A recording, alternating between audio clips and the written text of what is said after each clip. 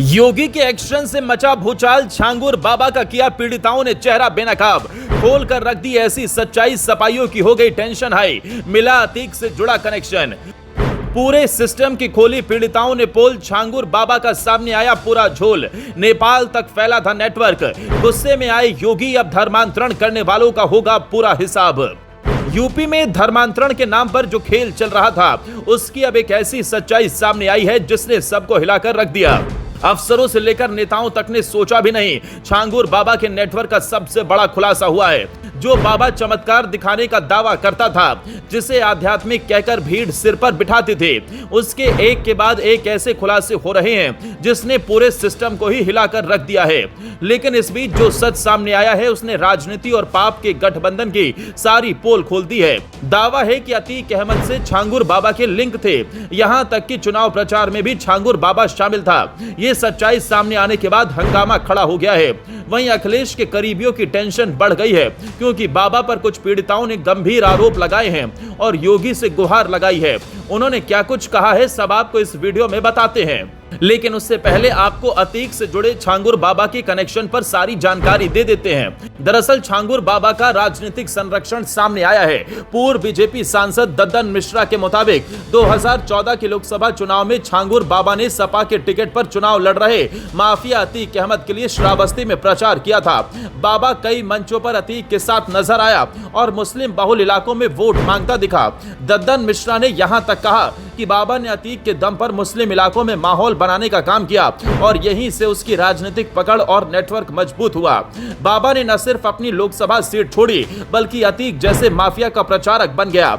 इस खुलासे के बाद यूपी की सियासत में एक नया भूचाल सा आ गया है, क्योंकि उस वक्त सपा की सरकार थी, जिसे लेकर अब गंभीर सवाल भी खड़े होने लगे हैं, जो चुनाव से पहले सपा के लिए किसी बड़े झटके से कम नहीं होगा। रिपोर्ट्स की माने तो बाबा का नेटवर्क कई देशों तक फैला हुआ था। एटीएस और ईडी की जांच में अब तक जो खुलासे हुए हैं, वो चौंकाने वाले हैं। 100 करोड़ रुपए से ज्यादा की विदेशी फंडिंग मिली। बाबा नेपाल में भी धर्मांतरण का नेटवर्क चला रहा था, सोशल मीडिया के जरिए फंसाने की साजिश करता था। हालांकि जब मामला सामने आया तो योगी के आदेश पर बाबा की बलरामपुर में बनी करोड़ों की आलीशान कोठी पर बुलडोजर चलाया गया। बाबा, उसकी करीबी नीतू रोहरा, नीतू का पति और उसका बेटा गिरफ्तार किए जा चुके हैं। बाकी गुर्गों की तलाश जारी है। इस पूरे मामले ने कई सवाल खड़े कर दिए हैं। क्या छांगुर बाबा अकेले ये सब कर रहा था? किसने उसे इतने साल तक संरक्षण दिया? अतीक जैसे माफिया के साथ रिश्ता कितना गहरा था? किन पुलिस अधिकारियों और नेताओं ने उसे बचाया? अगर ये सही साबित होता है कि बाबा को अतीक और सपा नेताओं का समर्थन मिला, तो ये सिर्फ एक धार्मिक या आपराधिक मामला नहीं, बल्कि गंभीर सवाल भी बन जाएगा। वहीं इस बीच छांगुर बाबा के चंगुल से छूटने वाली पीड़िताओं की कहानी रोंगटे खड़े कर देने वाली है। कोई खुद को सनातनी पंडित बता रही है, जिसे जबरन इस्लाम कबूल कराया गया, तो कोई कह रही है कि उसे मारपीट कर सऊदी अरब तक पहुंचा दिया गया। कर्नाटक, सहारनपुर, बलरामपुर से लेकर फरीदाबाद तक हर जगह से पीड़िताएं सामने आ रही हैं। एक युवती का आरोप है कि छांगुर और उसके गुर्गों ने उसके साथ कई बार गलत काम किया, जबकि दूसरी पीड़िता का कहना है कि बाबा सऊदी अरब में 500 से ज्यादा एजेंटों के जरिए हिंदू लड़कियों को इस्लामिक देशों में भेजता है।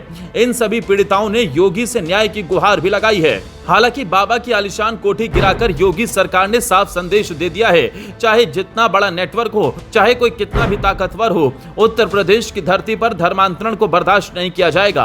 अब सवाल सिर्फ बाबा की गिरफ्तारी का नहीं, बल्कि उस पूरे गठजोड़ को बेनकाब करने का है, जिसने ऐसे माफिया बाबाओं को फलने फूलने दिया।